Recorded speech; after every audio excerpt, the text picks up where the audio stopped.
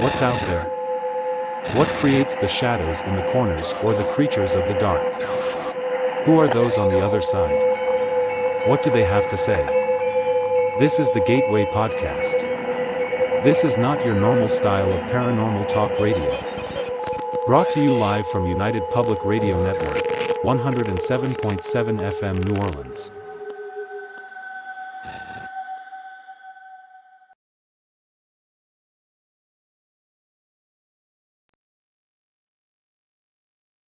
Hello, strange wonders out there. Welcome to the Gateway broadcast from United Public Radio Network, 107.7 FM New Orleans. I'm your host, C.L. Thomas. It's finally gotten cold in Las Vegas, and look, I'm in a sweater. Can you believe it? My poor cat's all snuggled up too. He's right here, so you might see him in a little bit. When it's cold in Vegas, it means it's cold everywhere else, except for in Galveston, I think, in the Gulf Coast. I was just there, and it was still... Oh gosh, I was able to swim still. It's that hot, and it was just hot and muggy. But the rest of you all bundled up, buckle up, because I'm kind of in a mood, and we're going to talk about energy intentions, and there's no telling where this conversation is going to go. I'm just all over the place tonight. I got a cat, and I got a really good guest tonight. His name is Greg Bakun, and he's with, hold on one second. I'm so sorry, my cat. He's with GhostBox Radio. He's a really good guest.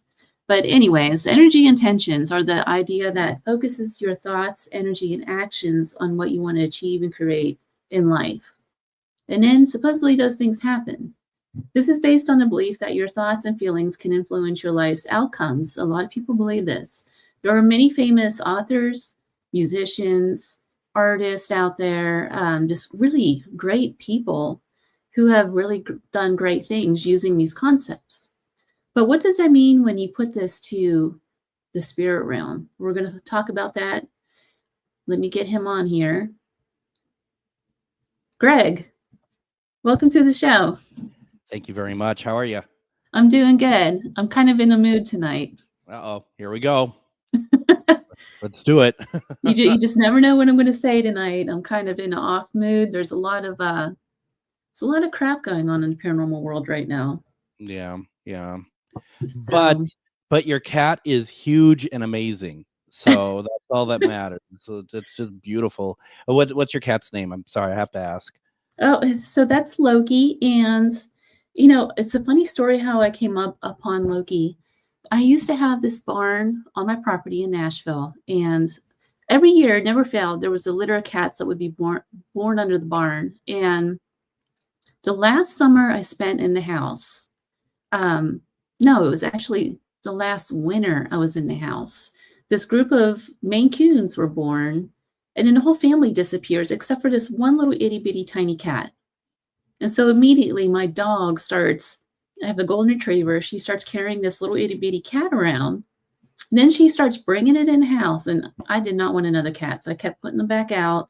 And then it dawned on me, this little cat, it's like this little itty bitty fur ball, and his ears were still down. Mm-hmm. He was too young to even eat on his own. So I brought him in the house, took him to the vet, learned how to bottle feed him. It was like every 2 hours I had to get up and bottle feed this cat. And now he's a great cat. He's my dog's cat. He looks amazing. Just this big, beautiful cat that just wants to make sure everyone knows that he's there. That's all they do. So yeah. Yeah, he's down here snuggling with my dog right now as we speak. Awesome. So you have a cat too, I assume. I do. I have one. I'm looking out. This is my first day back in my studio, and I'm looking out at the French doors, and there's always a furry face looking at me who wants to join. And I just know his name is Linus, and I just know that Linus is well-intentioned, but he also is very much going to make everyone know that he's here as well. And that sometimes it's cute, and sometimes it's not quite as cute, Yeah, my cat, I can't even have a Christmas tree or anything because I don't know if he's just used to being outside. He's an adorable, I love this cat, and he's the most lovable cat I've ever had. But everything he has to climb on, and he just knocks everything down. And Yeah. but he's too cute to yell at. I can't discipline him. No. It's just kind of, well, and they kind of run the show anyway, don't they? I mean, it really at the Yeah. end of the day. So yeah, that's I, kind of how it seems to me too. And so I just let him do his thing. Mine is of advanced age now. So, and oh, he's a rag doll, so not too far from Maine Coon in terms of size, but he has lost probably honestly about 75% of his body weight. oh And no. he's just he's coming to the end. It's just what it is. And so just trying to make life as wonderful as possible for him. Oh, my golden retriever is getting up there too, and she's starting to slow down a lot. She's not liking walks, and it's kind of the same. She's going on 13, so it's getting Yeah. about to be that time. And Linus, I think, is about 15, 16, something like that. So Yeah, I hate that, but I'll cry if I start talking about it. I can't talk yeah, about that tonight, I get especially it. when I'm in such a fiery mood. It's not Yep. going to happen. So, Greg, how did you get into the paranormal? I started off being someone who loves the technology of it. I used to really love the devices, and I still do, just not nearly as much as I had done. I think the first thing that I ever saw that was really of interest to me, as far as like equipment wise, was obviously Spirit Box. And my show's called GhostBox. Everything I've done is Spirit Box related. Spirit Box is my jam, and ITC, intertransmental communication, is sort of the way that I like to investigate. But when I saw, and I honestly, I saw it on shows more than anything. And I saw the show using Spirit Box, and I thought to myself, if this actually works, then I'm in. I want to try it.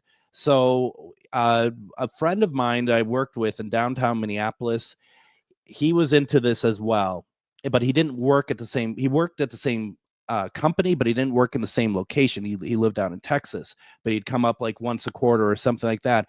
I said, next time that you come up, I'm gonna have a Spirit Box. Let's go downstairs in the creepy basement, and we're gonna try and see what happens. And so when he came back, I didn't realize how easy it was to get this stuff. I actually got my Spirit Box from Amazon. I had no idea about anything. And so we go down to what's creepy basement, and that's not a creepy basement. Everyone thinks it's a creepy basement who worked at the Wyman building in downtown Minneapolis. But, for people like us who have done this now for a number of years, we know what creepy basements are. I mean, sometimes creepy basements, it has lights. I mean, that enough should tell you it's not a creepy basement. But we go down in this area, and we put on the Spirit Box, and it's just an SB7, which I still think it's a very good device. And I didn't even have an external speaker to it. I just used a speaker on the device. That's what we just didn't know. And set up a camera, set up an audio recorder, and turn it on. And the first thing that I ask is, can we get can we get a name, please? And right away, it was Nate. Right away. And my friend and I, Jeff, we just look at each other like, okay. And then he asked, do you have a last name? And the name Lund came through, Lund. And like I said, we've never done anything before at all. And so we're pretty excited. We asked for an age. We got a number, but it wasn't an age. And then I asked, is there anyone else here that wants to say hello? And a female comes through, and she's just like, hello. And you can't mistake You can't it. refute that, can you? No. And so we were just like in awe. Downstairs, we got a disembodied voice. We got some draining lights, and then we went back upstairs. And at the time, I worked at an advertising agency in this building, and so we had a ton of cameras and stuff. So we set up cameras all over the place. But we went into a room that everyone said was haunted, and so we went in there, and I had the Spirit Box going again. And I said, my name is Greg. This is Jeff. Could you say Greg? And could you say Jeff? And right away, and all this stuff I have recorded, right away, I get Greg, Jeff. And once again, this is the first night, and we did this for about 2 hours. And 2 hours of getting all this stuff, I was hooked. I was absolutely hooked. There was nothing more I wanted to do from that moment on until I established, for lack of a better term, because that seems kind of an egotistical sort of way of saying it. But before I got really into the community, I was dreaming about being a paranormal investigator every night. From that moment on, every single night, I had this dream of going out and going to locations and investigating and talking to people. And right away, I realized that my way of doing it seemed to be a little bit at odds, in a sense, with the community around me. Not completely, but a little bit, because, and I think you've run into this, especially at events and stuff. We did an event in a place called Faribault, Minnesota, which is a south of the Twin Cities. And we were in, it was a group of people. I was at an event. I was asked to be out there. It was like my first time out in the public doing paranormal investigating. For years beforehand, I was just kind of doing my own thing. And it went really well. Did a round table. I played some of my spirit box recordings that people are blown away by, because most people didn't think spirit box was a valid form of communication. Right. And you still run into that quite a bit, quite frankly. Yeah. So, but sitting there, and this guy next to me, because I have spirit box going, he's like, anyone wants to talk to us, and the guy takes the box, like you have to talk in the box to be able to, get recorded, get something. Like, all right, whatever. Like, do you want to talk to me? And he says, you want to talk to me? And I took the box back, and I literally said to him, nobody wants to talk to you, because it's just what the hell? And that's the sort of thing because I started a small group. It's never been a big group. It was called Minnesota GhostBox, and it was always this isn't your story, this is their story. And it came from that moment, because I was so irate that somebody took spirit communication and decided that everyone has to be, whoever you want to say on whatever show you don't like. You know what I mean? That's all bombastic. Yeah. And it was like, no, this isn't about us, unless it's about us. And I think you know what I mean by that. Sometimes it can be about us. It can sometimes. It can sometimes, but you have to. You go in, especially doing client work and stuff. It's not about you.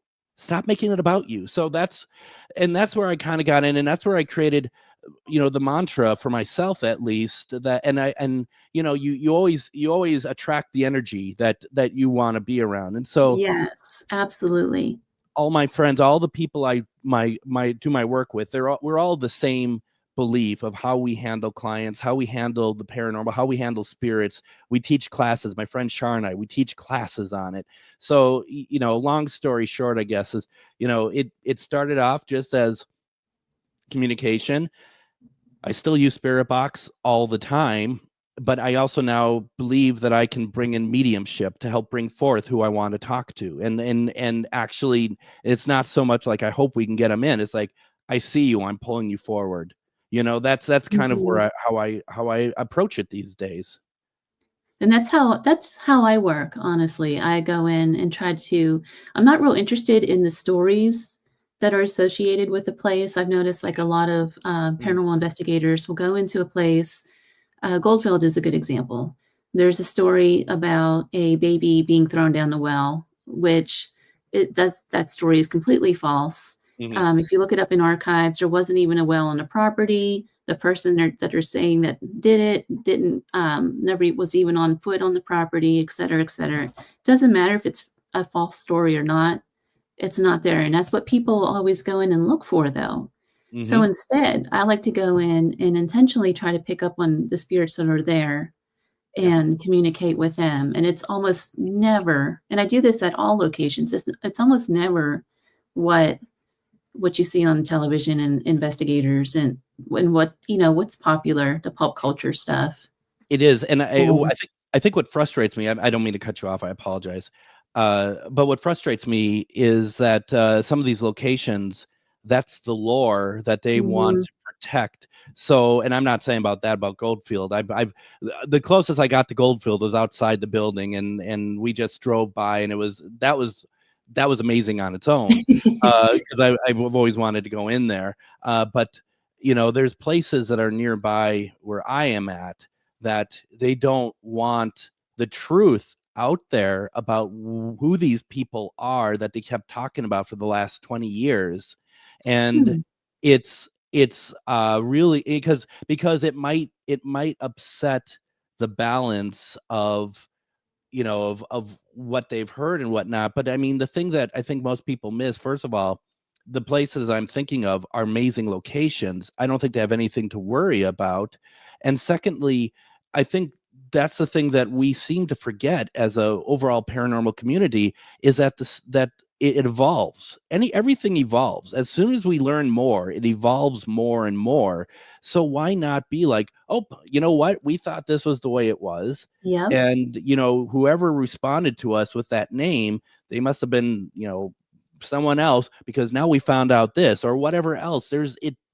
It shouldn't be a stopping point for a location. It should be a new direction, a new era. Exactly.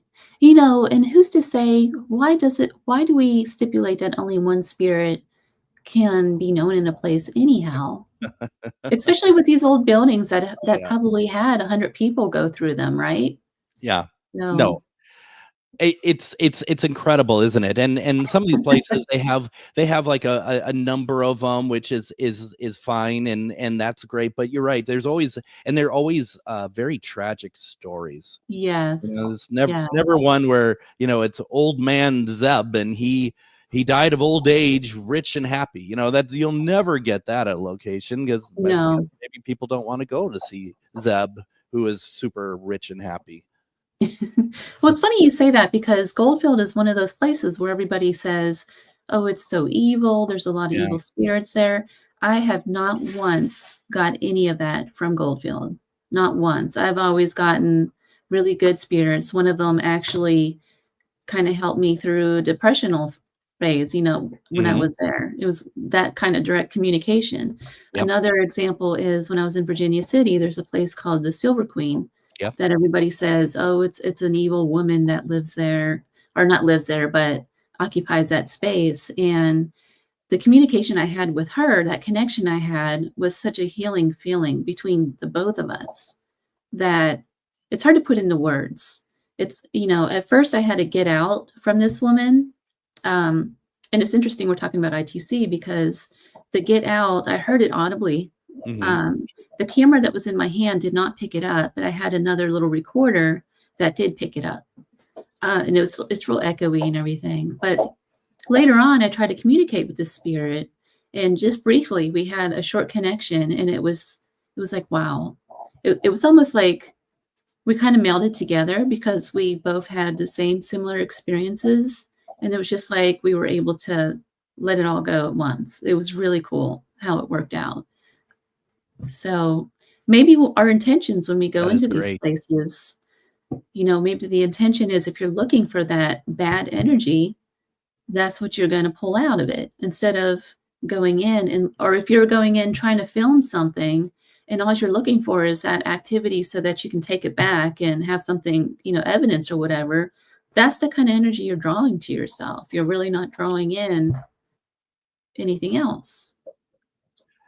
I agree 100%. And, a place that I've had a similar experience was Bobby Mackey's Music World, where we went out there. My friend Nicole and I were shooting for our web series at the time, and we went out there, and it was run by a paranormal group. They handled all the paranormal parts of the Bobby Mackey stuff, and the woman said to us down in the basement where it has the big hole and the big well. And she said, just careful. Someone was down here last night and they got scratched. And we just were like, well, we're not going to get scratched because we're not going to do what they're doing.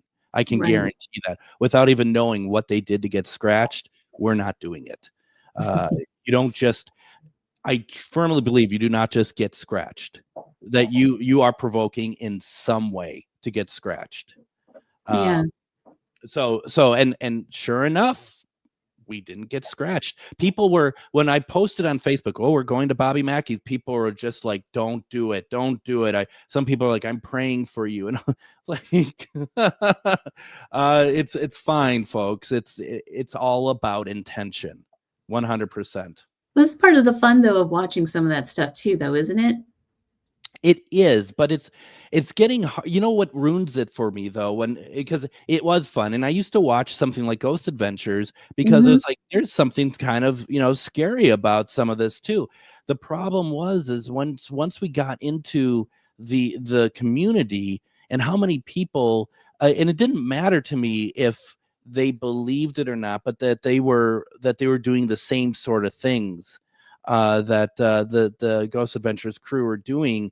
And it really blatantly went against the direction of where I think that that spirits should be treated better than that. And I have a theory that people who do excessive provoking actually don't believe in spirits. Yeah.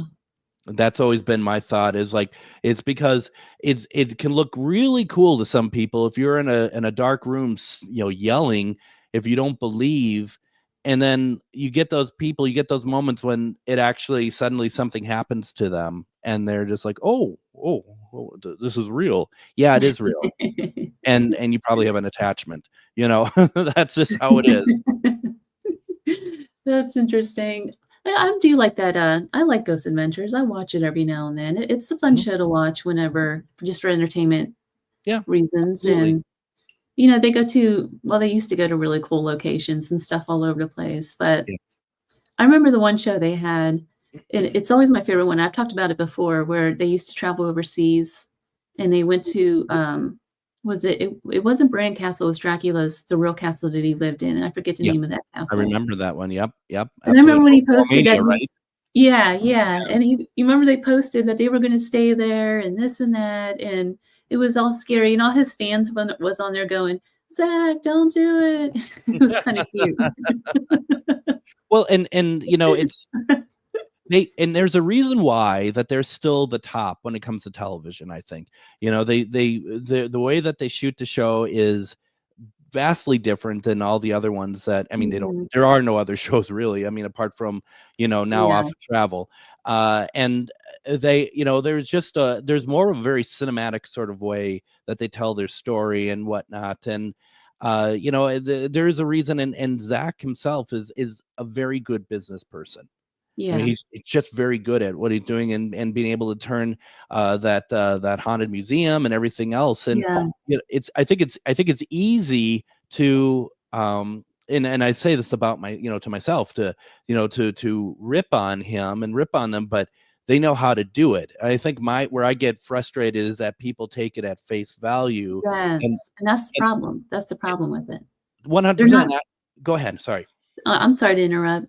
It's like they don't know how to separate entertainment from real investigation. They don't, and I won't like hold it against them if people are interested in knowing how to do it. Like, oh, that's not how it is because I've never done this before. I'm a newbie. Okay, let's figure it out. Let's show you some ways, or let me tell you about some other shows that are a little bit closer to how it is, or YouTube videos or whatever else. And I did an investigation out in York, Nebraska, at a mortuary. It was an event, and some guy walks in, and I hate to say this, this sounds really bad.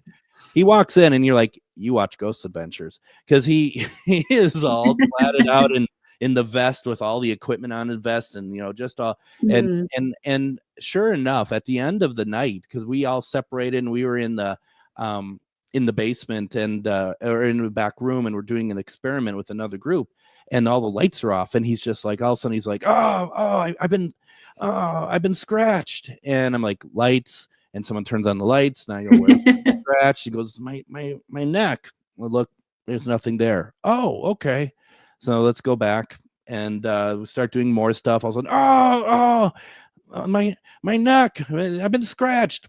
Lights. Okay, lights turn on, and look, yeah, this time you're scratched. Oh, wow, look at that. Look, that's incredible. And his girlfriend is like, oh, that's three scratches. That's a sign of the devil. Like, knock it off, first of all. And I'm trying not to embarrass him, but I just am like, I want to see your hands. And he's like, what? I'd like to see your hands, please. And he's like, this. Oh, I'm like, no. can I see your fingers? Okay. He opened up. There's skin in his finger nails. He scratched himself. Serious? Yeah. Yeah, See, he that's did. too much drama. That's you know, it's sad because it takes away from people who really like. I really believe in this stuff. I take this stuff really seriously. Right. And I go into these places and I actually want to communicate with spirit. That's my goal. That's my intentions. That's what I want to do. I'm not out there to create a dramatic television show. I'm not there to gather evidence that doesn't go anywhere anyway, except for on someone's TV show. That's Mhm. just not my bag. No. And I was nice, which annoys me when I do that.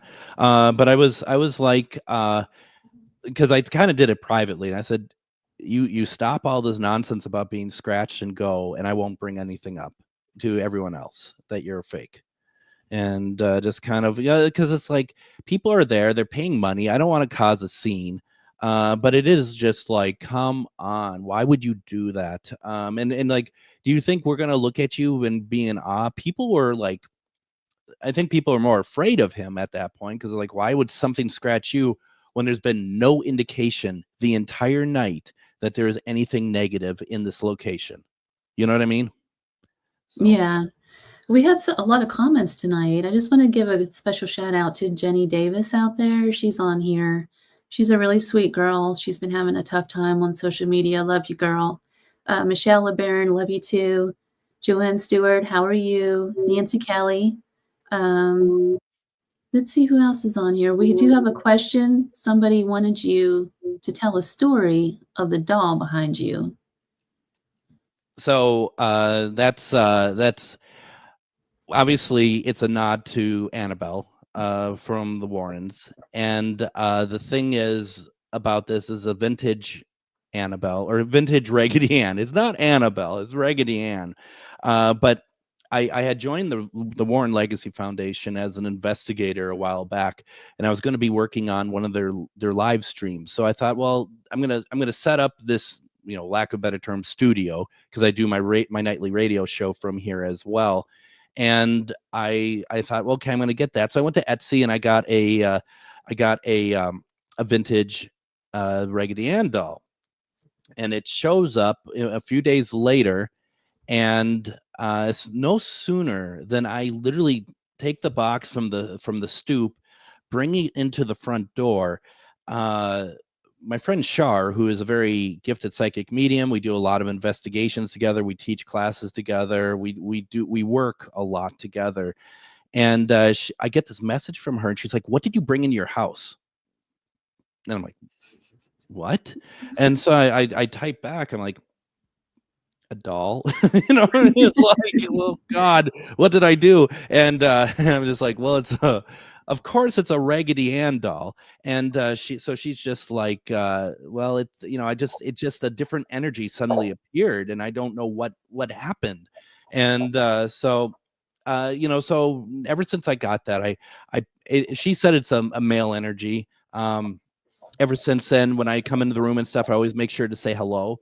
I don't ever just put the doll, like just put it on the ground or something. It's the doll's always sitting on something, even if it's not there. If I have to move it, I'm going to put it up so it's upright and stuff as well. That there's respect. And like I said earlier, I have French doors over here, and my couch is over against the window in the family room. And it seems like every time when the doors are shut and I'm looking back into this room, her face is like perfectly in a square of the windows, of the panes of the French door. And like, what on That's earth? interesting. Yeah, she's something. And as of yet, she hasn't jumped off and like started to strangle me or anything during anything. But and nor has she.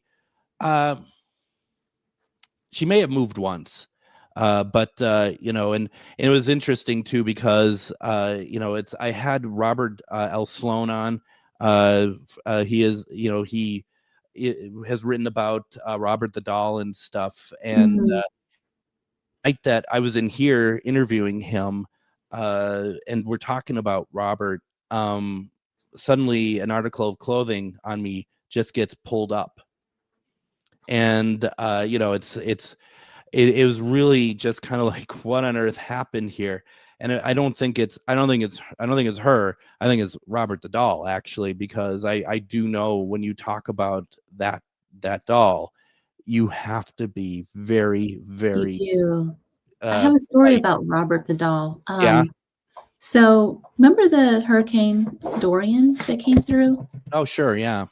So I was in Miami when that was coming through, and I was trying to get a car because remember it was going to hit that area, and I couldn't get out. I was stranded. I always seem to get stranded where hurricanes coming in for some reason on the East Coast. Sure. But I just got stranded in Nashville for a few days during that Helen. Oh goodness. But long story short, I rented a car, and instead of driving north because that storm was going to hit, I figured that Dorian was already past the Keys, and I had a friend that had a condo down in Key West, so that's where I headed. And lo and behold, the island was completely evacuated except for the locals, and it was fun times. I got to party with all the locals down there. But I got entry to go see Robert the doll alone, and spent some time with him, took some photos. I didn't get a whole lot of energy off of him, though. I got a bunch of kids playing, that kind of thing, but it was very light. Mm-hmm. I actually have photos of him. I've sold a lot of those photos, and nothing happened. So it's interesting. Like you said, maybe it's people's intentions somehow that bring out the darker side of that energy. I think so. And I think when people, especially when it comes to something like Robert the doll, and you have that out there where people, it almost goats people to do it, right? Yeah. When you say, well, you have to ask permission. If not, maybe something bad is going to happen to you. And there's people who are going to be like, oh yeah, well, I don't believe that, and I'm going to take as many pictures as I want. I don't care. And I mean, it doesn't mean that something's going to happen or not, but it's just like that whole thing about like, well, I'm going to prove that, this doesn't exist. This paranormal stuff doesn't exist by doing it this way or whatever else. And, it just surprises me. I mean, I mean, I don't know about you, but I live in a situation where it's just like, you know what, if that's what it takes to keep things happy and calm, I have no problem being like, Robert, may I take your picture, please? As simple as that. The doll itself is pretty interesting. Oh yeah. Down there. Have you been down there yet? No, but I've done a lot of research on the doll and just everything about like the switching of clothes between and that's how he got his sailor suit and everything else. And it's such an interesting story about it. I love it. I love that. Well, his owner is very interesting. Well, his used to be owner that has passed away, Robert. He's an interesting character in itself, and he is also from a very strange story. His dad was a physician. Robert was the only guy who was not a physician in the family. I think there was some conflict between his dad and himself over it. He became an artist, and on top of that, he was also homosexual, which wasn't really accepted back then. But he goes on and gets married for appearances. But his wife mysteriously disappears. She gets on a ship on a cruise somewhere and just completely disappears. It's a very strange story. It's very, all that stuff is really interesting. And if I'm not mistaken, that's not really the only instance to do with Robert the doll and weird stuff like that happening, or including like wasn't his wife locked in the closet all night one night? I have no idea. I don't know. Yeah, there was something where she was locked in the closet all night, and Robert didn't hear anything about it at all, and he found her like the next day. Not murdered or anything, just that she was just hysterical. She just locked herself in there somehow, or the doll. She believes the doll locked her in. And there's another instance of the doll doing the same at some other place as well. Once the doll moved out of the main house. And it's it's just like, that's enough for me not to mess with it. Right. That's all it takes. It doesn't take much for me to be like, yeah, I'm not going to push my luck with any of these things. I'm just But not. then, just the fact that she just completely disappears too. I mean, what happened to her? Did Robert have something to do with that? It's the strangest thing, because in the cemetery, he's there. They have a grave for her, but she's not buried in there because they never recovered the body. There's a couple children in there, and then there's a couple of, I think they're deer that they had. If I'm not mistaken, they had a couple pet deers that are buried there as well. As one does, yeah. Yeah. It's so, and you know what? I mean, I don't know about you, but I want to believe Robert had something to do with that. I mean, I kind of do too. It just right? deliciously evil, right? Like all can do that. And you know what? I live in a world where I believe that's completely possible. I'm not going to lie. If someone said to me, this hand puppet of Kermit the Frog strangled someone, I'm going to be like, I wouldn't be surprised. I've seen the stuff, I've seen stuff, I've heard. Yeah, I'm not surprised. Keep them away from me. It's interesting how our beliefs change.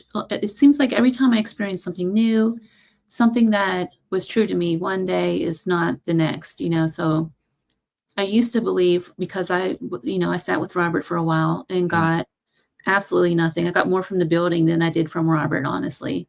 But, all these other people go to it. At first I believe, well, maybe it's all their energy that they're putting into it, and that's what they're bringing back. And then I thought, well, I used to think, because I stayed at the Bell Witch Cave, this is another one. Yep. I got absolutely nothing from that cave. Yeah. Nothing. But everybody claims, that they've gotten all this negative energy or positive energy, whatever energy they get. There's photos of different things that happened in this place. There's EVPs, everything. Well, maybe now I believe that maybe it's not the building itself that's not haunted. Maybe it's just our intent that we're taken in that particular place that is able to, like, if you're constantly seeing demons and stuff, and I'm not referring to the Ghost Adventure show by any means, because again, that's entertainment. Yep. I'm talking about the real investigators out there. If you're going in and seeing demons over and over and experiencing scratching, maybe it's possible that that's your intention when you're going in there. 100%, without a doubt, because I've heard of people who will do that sort of thing, and like you said, it's just a litany of stuff that's happened to them. And what always frustrates me is I think people wear that as a badge of honor. Not everyone, but some do. There are some, I do believe, that are truly that they're truly terrorized by certain aspects, but then they tend to get help, and either it works, it doesn't work, and there's all sorts of reasons for that. But we're talking about people who are going into like the events or just the houses. And I've been to the Sally House a couple times in Kansas, and nothing's happened to me there. And that's another place where people are like, oh, this is serious and stuff. The only thing that happened to me there is we were in the kitchen, and I had one of my spirit boxes going, and turn it on, and you just hear through the spirit box, Greg. And everyone in the room, of course, just looks at me, and I'm just like, can I help you? And all they said was cross over.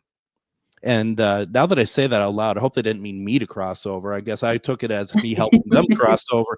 But that's something I do, is I help spirits cross over quite a bit. But I never thought about that till now. I was like, no, not yet. I'm not ready. So that's what I did. And it's one of those things too, at a location that, sometimes people are like, oh, you can't cross over spirits at a location, because that's what brings in, the people. And I firmly disagree with that as well. But yeah, the intention part of it is 100. I think you're absolutely right about that, because why is it always the same? I mean, like we said, we go to a lot of these locations, people are always talking about the negative stuff that happens to them. Meanwhile, we're going there, we're investigating, we're still getting reactions, we're still getting interactions, but they're not, no one wants to scratch or hurt or push us or anything else like that. Right. It's interesting. We have a question from Michelle Wolfong. Spirit box and other equipment, or what spirit box and other equipment do you use? So I mean, like and I've talked about this recently somewhere else too, because I get a lot of people asking, like, I want to do spirit box. How do I start and all this stuff? And there are some amazing people out there who are making spirit boxes now that I mean, once when I got into this, I never would have thought that there would have been a lot of people who are just taking it on themselves to try to make things a little bit more affordable, also make some custom sort of stuff. But I still use the SB7 Spirit Box, the mass-produced one. And I know that there's going to be hardcore people using Spirit Boxes being like, really? There's so many better things. There's so many this, there's so many that. It really comes down to what you're comfortable with and what you get to work. And I just feel like I've gotten some great responses. I have a lot of great recordings. And it's very inexpensive. I always tell people when they want to get into this and they're like, well, what kind of spirit box should I get an SB7, because if you really like it, if it speaks with you, if you have this connection to it, then get something else later. But don't start with like a $300 piece of equipment that you don't know necessarily how to use. Start small and get big. And I mean, I have about 40 spirit boxes, and I'm going to someday have them all in at once. But I just feel like that, and with that, I just use like K2 meters. I use Ovilus occasionally, obviously a voice recorder. I use my body. They always say you're the biggest tool in the paranormal. And I used to have a lot more equipment, but I just don't. I don't feel the need to drag it all with me. It's a lot. And folks, remember, everything that you set up that records, you have to go through and listen to it again and watch. So if you have 4 hours of video, that's easily 8 hours of reviewing. So it's just like how much you want to do. And if you're just a one-person show, then you're going to be for the rest of your life looking at a dark room videos. Happens, yeah, pretty much. And I'll tell you what, reviewing audio for hours and hours on end sucks. It absolutely sucks. It's so boring. It is, and that's why I like doing EVP bursts myself. Just personally, it's just like, because at least then you have like a hope that there's something in there. And it's a lot of fun to do. I just, at this point, if you don't have a lot of people who want to help, and anyone who's been on a team knows that everyone wants to do the investigation, not everyone wants to help with the review process. Once, that's always the toughest part of it. And but if you get like one early on, that's adrenaline that kind of catapults you a little bit further in your 16 hours of review. Well, I think it's important too to spend the time doing that review and pulling out the different, especially if you're feeling something or having an experience, you kind of want that validation that it really is something and not just you. Totally. 100%. Yeah. No, absolutely. And also to take the ego out, and this is something I do have a bit of a problem with on occasion, taking the ego out and playing it for someone else and being like, what do you hear? And they don't hear what you hear. And it's like, but no, this is what they say. It's like, no, that's not how it works. You can't drive the narrative. You have to present a piece of audio or video and let the person try to tell you what they see. And if you're on the same track, that's one thing. But if it's like completely different, then you got to kind of figure out, well, what is this then? Right. That's an interesting point too, because so many people want to hear their name or they want to hear a specific, and then, of course they think they hear the name, but when you play it back to other people, it doesn't say that. If you ever played the game Telephone, you post an EVP online somewhere and you'll get like 50 different 50 different comments of what that EVP says. Absolutely. And, especially when it comes to spirit box, and there's a lot of just, bleh, bleh, bleh. and so like my name is one syllable, Greg. So there's so much out there. It's just like, bleh. And it's like, oh, someone said your name. No, I don't think so. And so it's actually gets to the point where they might be saying my name, but I just immediately just assume it's not, because it just sounds like, it just doesn't sound like anything. I think I want to point out too, you don't have to go to an expensive location to do this stuff. You really don't. You can go in your backyard even. It's all about intention, right? And drawing spirits to yourself. I believe anybody could do this if they just put their intent into it.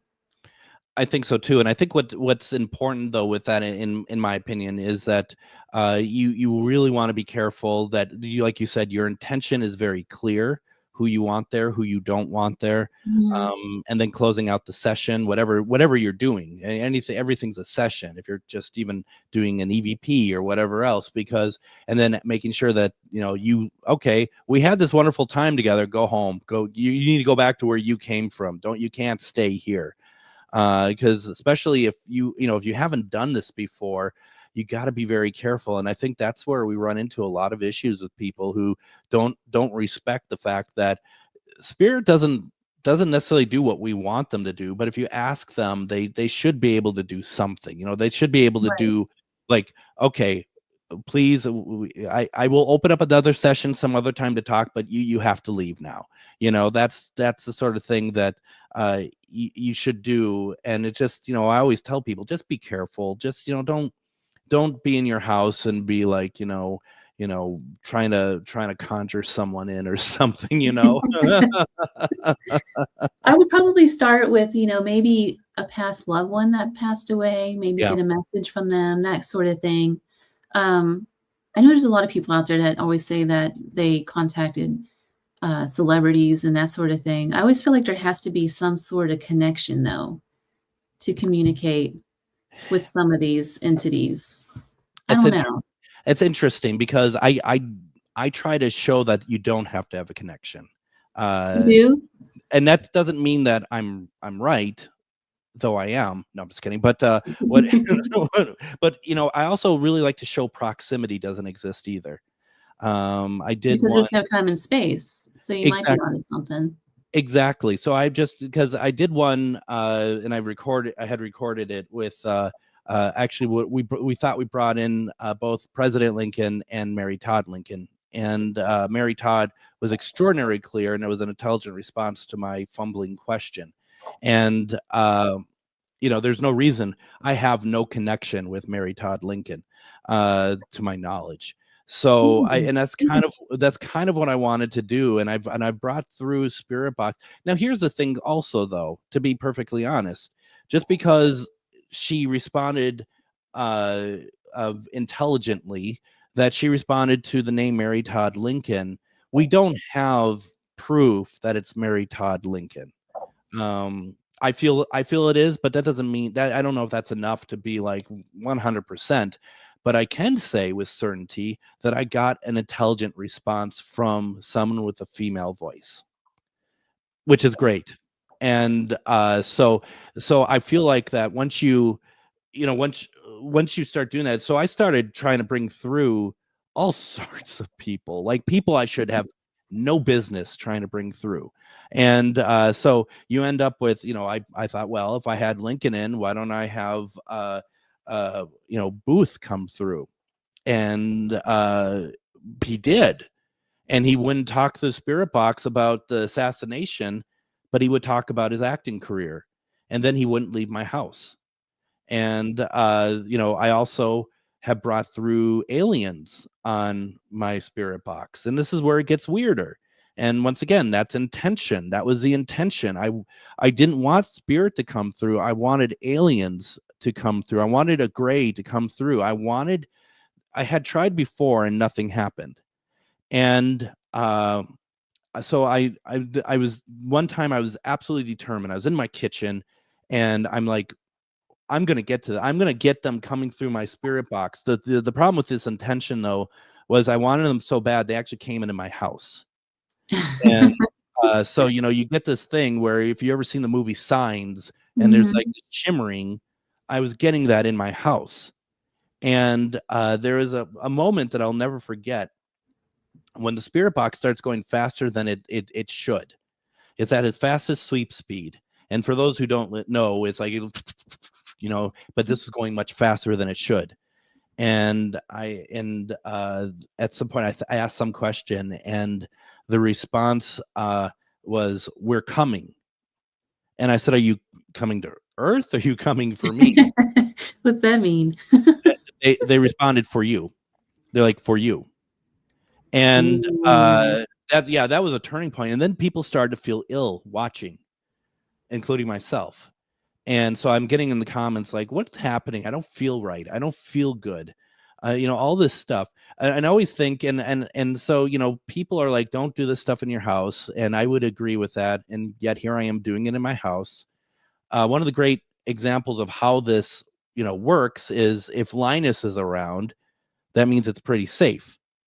But Linus was, of course, nowhere to be seen. As a matter of fact, I didn't see him until the next day, because after the session, I was talking to a couple friends, and my phone died. Their phones died, and I don't mean like, "Oh, we're out of power, battery."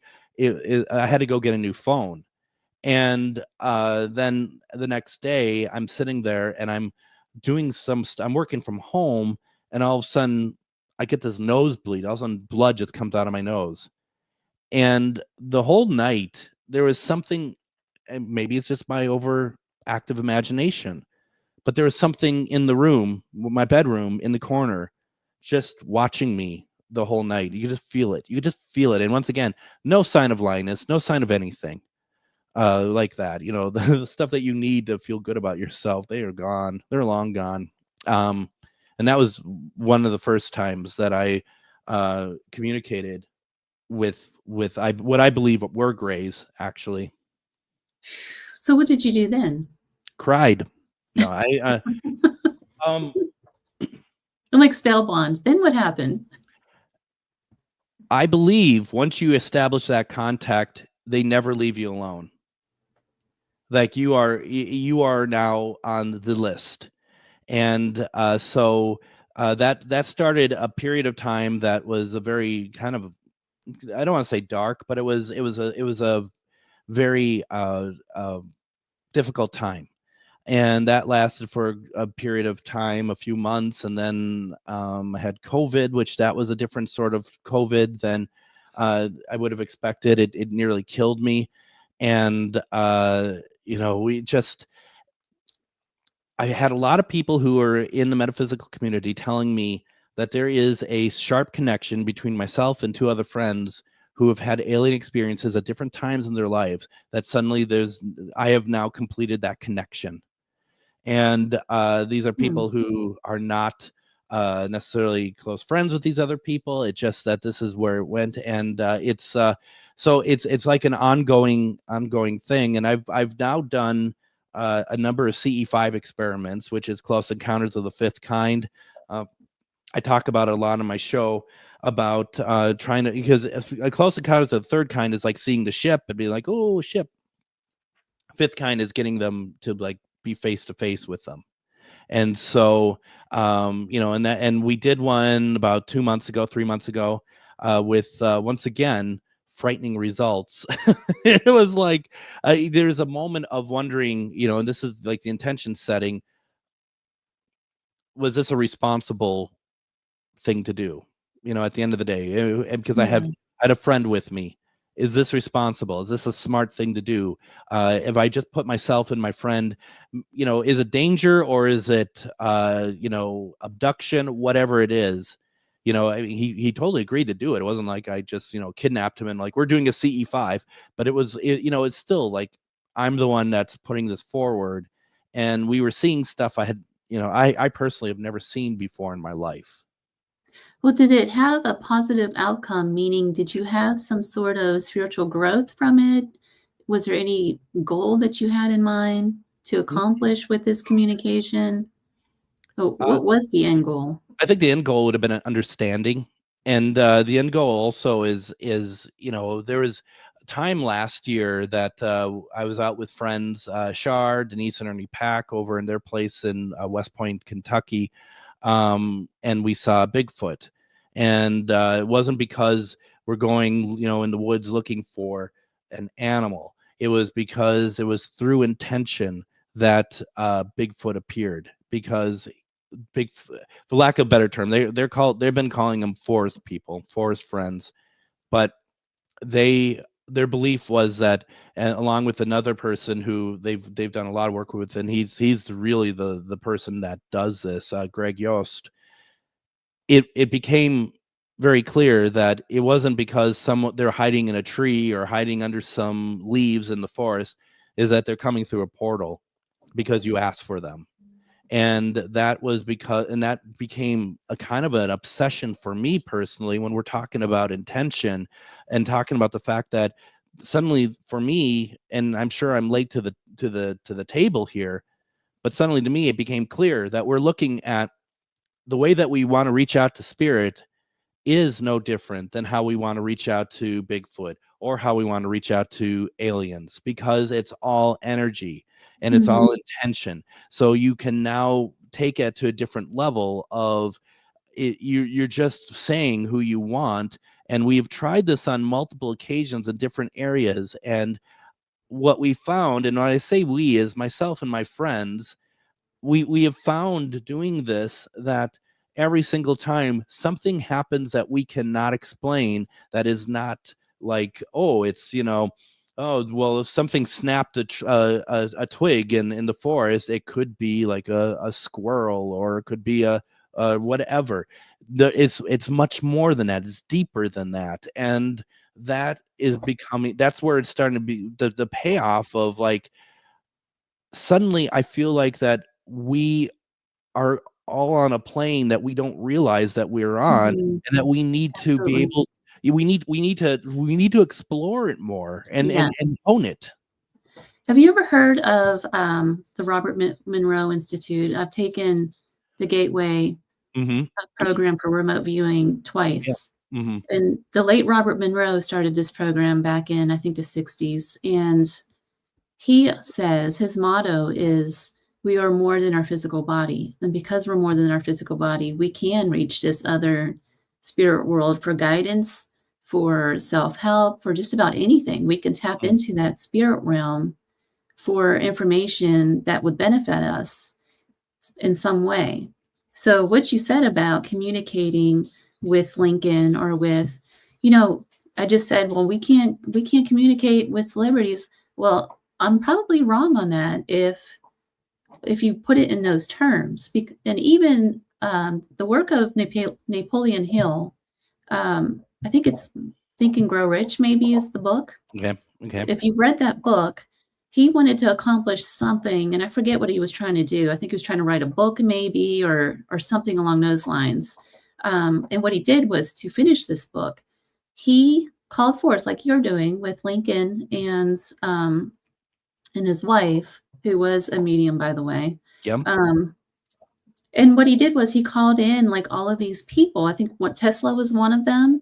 It was like all these engineers to help him on this project. And every night, that's what he would do. He would channel these different people, and he would picture them in a boardroom around him, giving him guidance. So what you just said really mimics that. And I bet for listeners out there, try this. If try, don't call in evil spirits and things like that, but don't try to reach out to Hitler being your first one. Okay. Yeah. Exactly. But you hear about musicians doing this all the time. Yeah. Artists do it all the time. Writers are always doing this sort of thing. I don't know. I agree. And that's just it. And it maybe even goes back to kind of what you said earlier too, about maybe start with family members, but then, but of anyone of interest, and that you think that is obtainable, because there's people like I've tried, like, say, Walt Disney, and got nothing. And doesn't maybe because they don't want to talk to us, or they don't, be all sorts of reasons. But I'd also say, if it doesn't work, don't stop.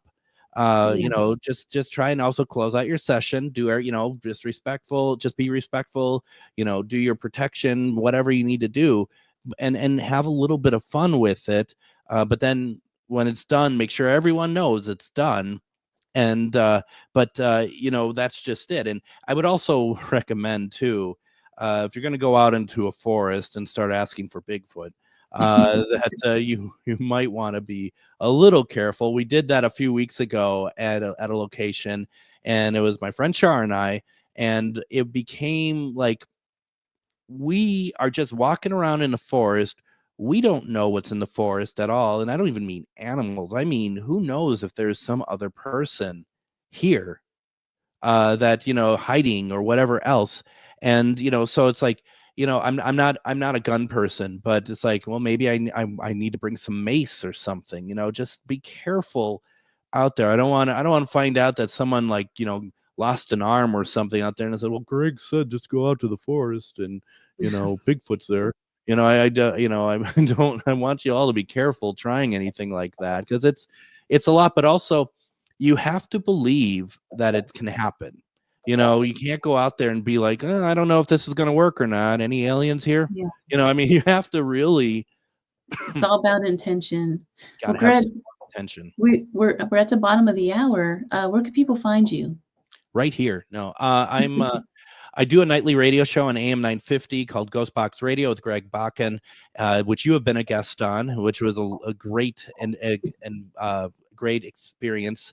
And we podcast it on Spotify, iHeart, you know, Apple Podcasts, all the places. Over on Facebook, you can find me at GhostBox Radio with Greg Bakun. Like I said, we're on 5 nights a week. When we're done here, I'm going to get ready for my show at 10 p.m. Central Standard Time. So it's a lot of fun. I love doing it. Well, Greg, thank you for being on. For your listeners out there, please go watch Greg. He's about to go on and I'm going off. You've been listening to The Gateway, your portal to the unexplained, mystical, and otherworldly, broadcast live from United Public Radio Network 107.7 FM New Orleans. I'm your host, C.L. Thomas, and you'll see me again next week at 6:15 p.m. I just wanted to put out there real quick, for a very short time, I am doing spirit art sessions. I don't do these very often. They're on my website at clthomas.org. To sign up, there's very limited space. I'm only doing them until the 15th of December. So once those spots sell out, I don't do them very often again. So until next week.